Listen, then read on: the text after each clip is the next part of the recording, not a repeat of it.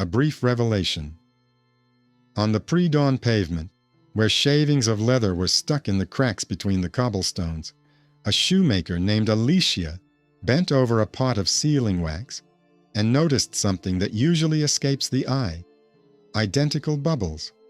She realized that someone else's hand was stamping seals, pressing dough with a broad palm, and that someone's greed was gluing destinies together as firmly as hot wax sticks to threads. I am glad to welcome you. I am a male storyteller, and I ask you to write in the comments where you are listening to this story. I wish you a calm mood and pleasant listening. Alicia lived in an English town on the road between the wool market and the monastery fence. In the mid-14th century, craftsmanship kept people afloat, but poverty dragged them down like the icy water in a shallow river outside the town.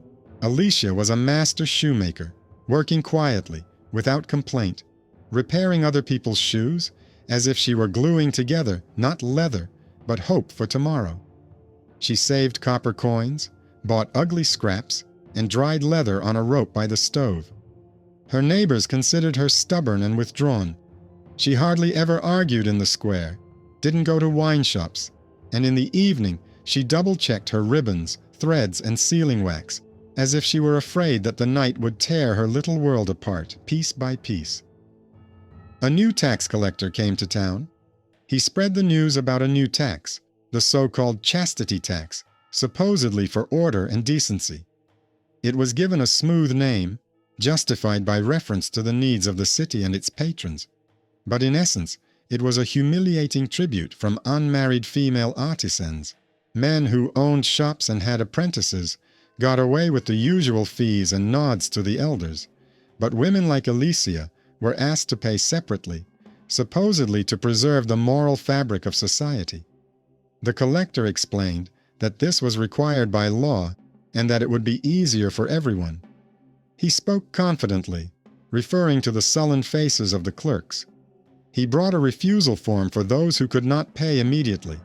Sign it and then work it off, he said. And each such paper was sealed with a wax seal bearing the city's emblem. Many women gave in. Some were afraid, some were tired, some hoped that everything would blow over. Alicia decided to watch closely, rather than argue in the square. She did not like loud speeches. She knew how to spot micro-cracks in the sole, and could tell from the texture of the leather where it had come from. She helped her neighbors write letters of refusal. She was not good at writing words smoothly, but she knew how to convey their meaning, and the city clerk wrote them down. Each letter was sealed, and that was where she noticed something strange. The air bubbles in the sealing wax were like twin brothers. This is not the way of nature. It is the way of the hand that presses seals in bulk. In her craft, the identical pattern of bubbles meant the same pressure, the same temperature, and the same haste. This is only done when there is no time and no conscience. She began to collect copies of rejected seals, asking her neighbors to show her the sheets, looking into the cracks in the sealing wax as if they were small mirrors. Some of the seals had barely noticeable knife marks, all cut at the same angle. She realized that someone was preparing the seals in advance as goods on a tray, and only then pressing them onto the paper. She began to make small marks for herself. She kept a clay pot on the shelf and put the defective wax scraps in it. She marked each scrap with a different colored thread. Gradually, a pattern emerged that could not be explained by chance. When Alicia brought clean leather to the workshop, shopkeepers approached her and asked why she was meddling in city affairs. They told her that since she was unmarried, she should be glad that she was not forbidden from practicing her craft at all, and that the new fee would keep morals in check. She calmly replied that she did not dispute morals, but could not turn a blind eye to identical bubbles. They laughed and said that she had the eyes of a craftsman, not a judge. Soon, the domestic melodrama turned into a dull, tense noise. In the evening, 2 policemen came to Alicia's house. They said that the collector wanted to see her in the morning and advised her not to disturb her neighbors anymore. It looked like a normal visit, but there was a threat in their tone. The domestic thriller began without knives or screams. It began with two dark coats in a narrow passageway, the smell of wet wool, and a phrase about order. Alicia closed the door, sat down on a stool by the stove, listened to the crackling of the logs, and realized that she had only one night to connect the scattered signs into a single pattern. Shortly before dawn, she sorted through all the letters she had collected.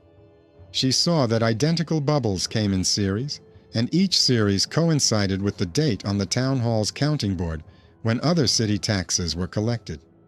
This meant that the seals were stamped on days that were not related to women's refusals, but simply when it was convenient for those who had access to sealing wax and stamps. It was like a big hand crushing several small destinies with a single press. By morning, she went to the town clerk, a quiet man with dry fingers. He worked in a damp hall where the smell of ink and lime came from the walls. The clerk did not like the hustle and bustle of the corridors of power. He liked counting and accuracy. Alicia explained that she needed help to check dates and show numbers. She said she wasn't asking for a fight. She was asking for a calculation. The scribe was cautious. He said he wasn't obligated to her, but he could look at the books, since it was a matter of seals with the city's mark. He showed her columns of numbers. Alicia compared them and saw a coincidence. On the days when wholesale seals were affixed, the town hall issued sealing wax, writing it off as repairs to the gate. This line was repeated too often in the very weeks when the collector was most active in reminding women to pay their fees. That's how a simple shoemaker found the funnel through which money and honor were leaking away. Alicia understood that she had no right to go to the sheriff with mere guesswork. She needed weight along with facts. She went to her neighbor, a weaver, to a widow who was a laundress, to a craftsman who repaired cart belts. She asked to see their letters of refusal and explained how dangerous the identical bubbles were. People listened reluctantly. Then she suggested a simple move, a collective petition on market day, so that everything would happen in public, not in a dark corridor. It was risky, but otherwise they would be buried in reservations. Before the fair, she was given a package, supposedly an order for souls. Inside were new seals with the city mark, already printed with a bubbly pattern. There was a short, unsigned note. The meaning was simple. If she didn't want trouble, she should stop meddling in other people's work. That was the moment when a routine purchase turned into a threat. Alicia realized that it would not be just words. She hid the package in the oven, but did not burn the wax seal. It could be used as evidence. She just hid it in a clay jug and pushed it into the far corner behind a bag of leather scraps. In the evening, as she was laying out threads by the window, she took a small leather tag with an embossed letter out of a box. This mark was left by a man she hardly ever mentioned aloud. When she was young, she rarely saw him. He rarely visited her mother, bringing bread and coins, asking her to keep everything a secret.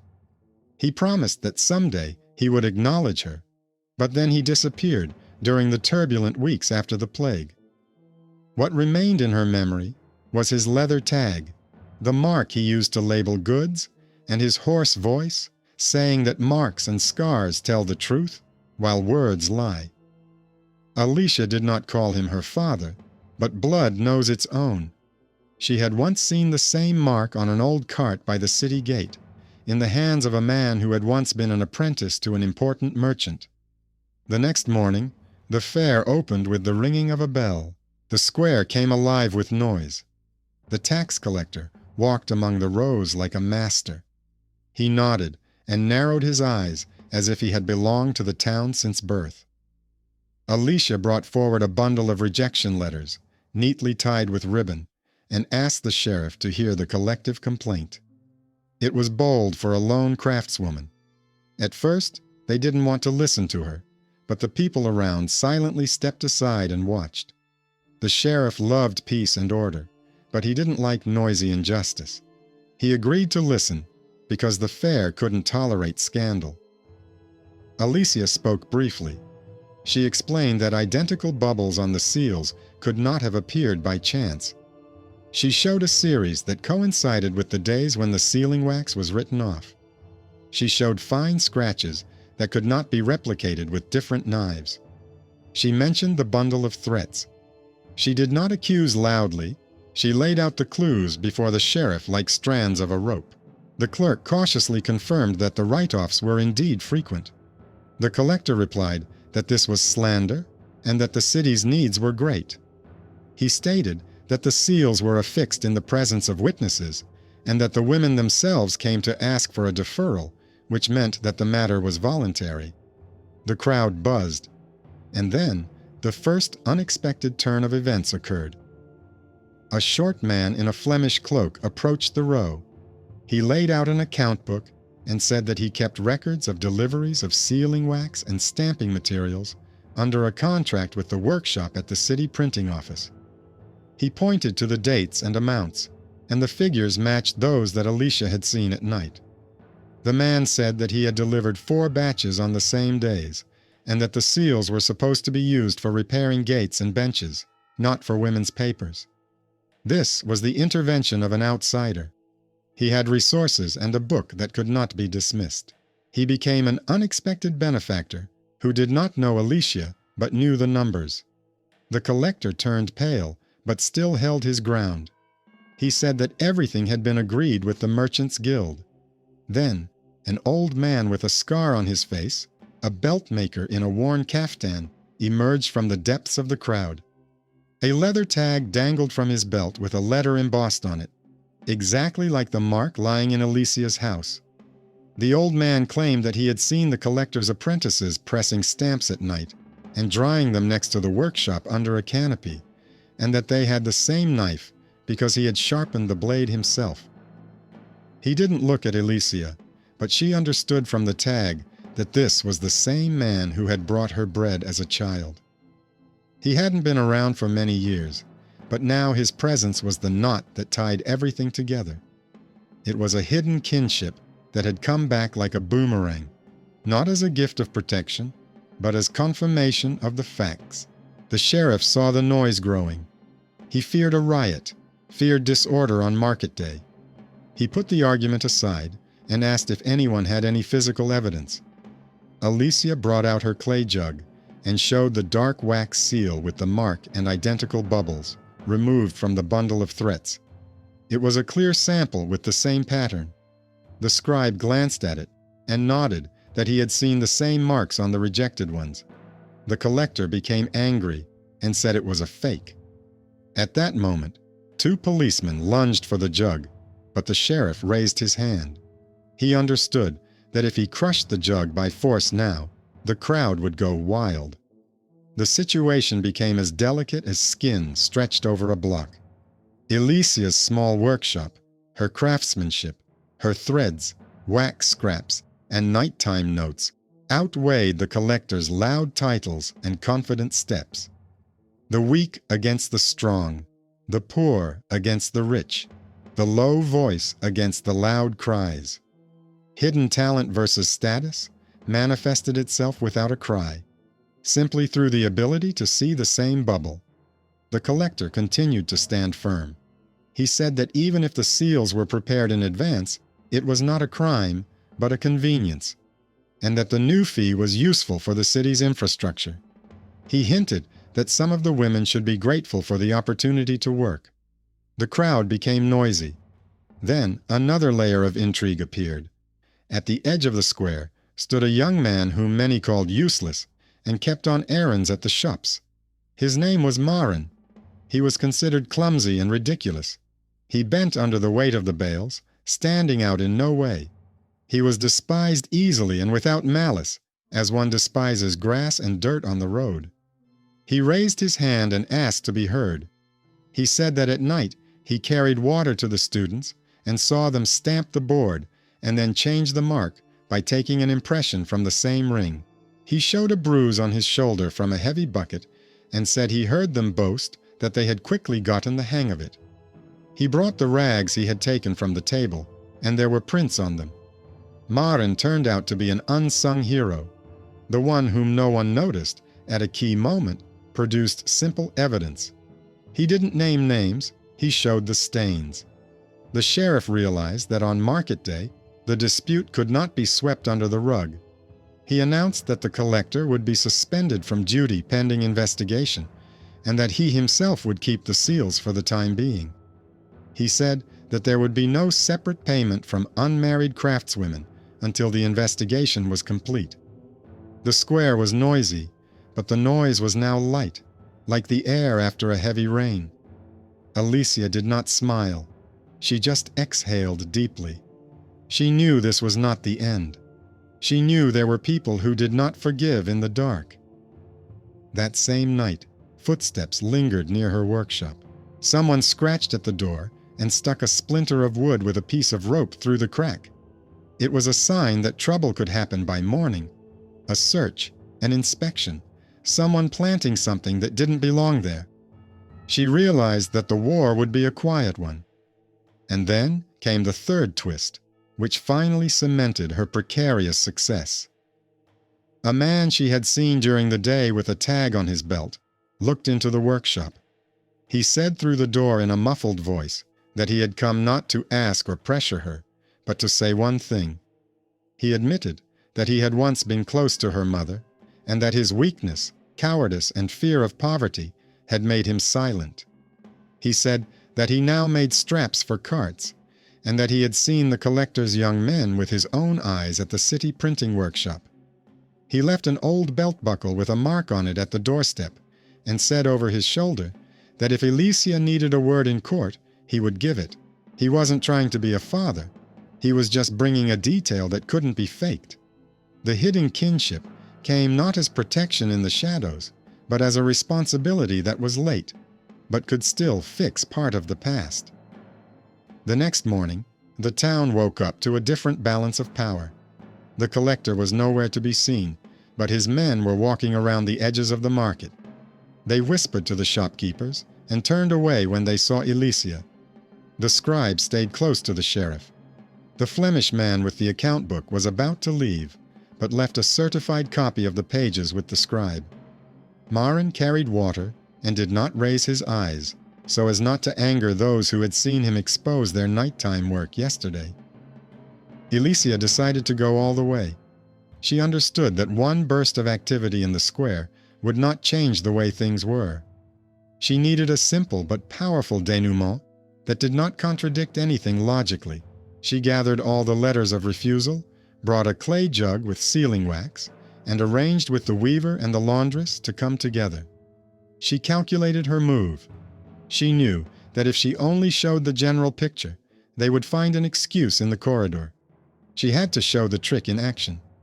A young craftsman worked in the city seal workshop. He was dependent on the guild and kept his eyes downcast. But he loved his craft and did not like it when other people's hands used the seal for dirty work.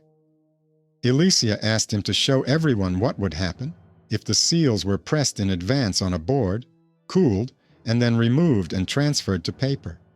At first, he refused. Then the weaver said she would bring a new tablecloth as a gift. The laundress promised to wash the workshop's linens for free.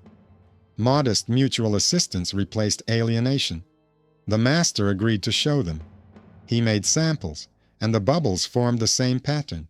He explained that if the stamps were applied honestly, the pattern of the bubbles would always be slightly different, because the hand and breath live differently. He did not blame anyone. He just showed the difference. The sheriff came to watch. He did not like spectacle, but he liked clarity. He saw that craftsmanship allowed one to distinguish life from counterfeit. He decided to bring the case to the city court. He did not intend to punish with lightning. He wanted the decision to come from structure, not from shouting. On the day of the trial, the same people came to the building. The guild elders sat side by side, like stacked chests. They did not want to quarrel with the authorities and did not want to admit guilt. They were interested in keeping trade going. 2 policemen brought the collector. He stood with his back straight, but his eyes darted around. Alicia stood at the edge and held her jug. The clerk unrolled the parchments before the court. The Flemish pages confirmed the deliveries. The seal maker showed how identical bubbles form when pressing in batches. Maren showed the rags with the prints. The laundress and the weaver confirmed that they had found burnt pieces of sealing wax with the same fine knife scratches at the collector's courtyards. The belt maker, the same one who had once come to her mother, raised his head and said that he had seen them working on the board with the same ring at night, and that he had sharpened that knife. He added that he had sharpened it at the request of the collector's people because they had deceived him and said that they were repairing the gate, not the seals. The city court did not like loud words about morality. It liked numbers, marks, repeatability. Everything came together: deliveries, prints, scratches, bubbles, rags, a jug. The guild elders tried to shift the blame onto negligent assistants, but the sheriff said that order and responsibility could not be divided into convenient and inconvenient shares. He recorded that the collector was dismissed and deprived of the right to affix seals. He recorded that the new fee was abolished as humiliating and inconsistent with old customs. He ordered that the excess amount taken from the women be returned at the expense of the cooperatives that covered the collector. He recorded that the position of keeper of the seals and sealing wax would be temporarily entrusted to a person who was not associated with the guilds and did not benefit from the batch printing of seals. The crowd fell silent. A name had to be named. The sheriff looked at the sealmaster, the scribe, and the guild elders. All of them were connected to the city's former machine. Then he looked at Alicia. He asked if she could keep the sealing wax, considering that her craft had taught her precision and patience. He added that the city owed a debt to the simple eye that had spotted the identical bubble. That was the turning point. Alicia did not ask for the position. She said she would accept it as a duty, and that she would keep the seals according to the rules of her craft, not for profit. It was not said beautifully, but it sounded clear. The city made the decision without fanfare. The Merchants' Guild, biting their tongues, agreed to pay the women compensation. The Flemish man shrugged and said he was glad for order, because order made his business easier to understand. Maren returned to his buckets. He was quietly given better leftovers and was no longer called out as he had been before. The laundress and the weaver went home, discussing the price of cloth. The belt maker lingered at the door. He wanted to say something to Alicia, but politely stopped himself. She nodded. She did not call him father. He did not call her daughter. He only said that if she needed a belt for seals, he would make it strong. His mark and her jug came together on the same shelf of history. There was no instant peace between poverty and wealth. But for the first time in a long time, poverty saw that it could lift itself up through skill rather than charity. The mask fell, not because someone shouted, but because the craftsman saw the pattern. Hidden talent bypassed status as easily as water finds a crack in a rock. After a few weeks, the city settled down. The collector disappeared from the road. They said he was seen in another town, where he was trying to find work as a clerk. They said that his people couldn't find work at their former wages for a long time. The guild elders sent gifts to the sheriff, but he preferred dry books. Alicia did not become richer. She remained a shoemaker, but she got a small room next to the seal workshop, where there was a table with neat stamps and sealed wax bars. She kept track of the wax the same way she counted needles at home. Every bar, every stamp, every piece of rags had its place. When the next tax for repairing the pavement came to town, people remembered the story with the seals. They brought their money grumbling, but without fear that someone would seal their fate with someone else's pressure. The square was once again noisy with people arguing about the prices of wool and salt, but it was the usual noise, not saturated with hidden anger. The sheriff sometimes looked into the seal workshop. He watched as Alicia checked the finished seals, how she slowly heated the sealing wax, how she held the stamp with a steady hand. He saw that where a clear hand appeared, fear disappeared. Over the years, Alicia began to notice new little patterns around her. She found an apprentice among the girls who was skilled at sewing and was not afraid of parchment. She asked Marin to bring water and help in the accounting room, and he became quieter and more confident. He learned to distinguish the light pattern of bubbles and stopped slouching under the cries of others. The weaver changed her loom and began to smile more often. The laundress stopped washing sporadically at night because she got some of her money back and had more orders. No miracles happened. Something simple happened. Those who had been treated like dirt yesterday were given a place at the table where the numbers are recorded. One day, the Flemish man visited the city again. He said that now, in several neighboring places, stamps were also being issued through workshops, rather than through the pockets of collectors. He said that the rumor about the bubbles had spread. He did not mention Alicia by name. He spoke about the rule. That was even better. Rules live longer than names. Years passed. Alicia sometimes recalled the evening when the threat was slipped into the crack.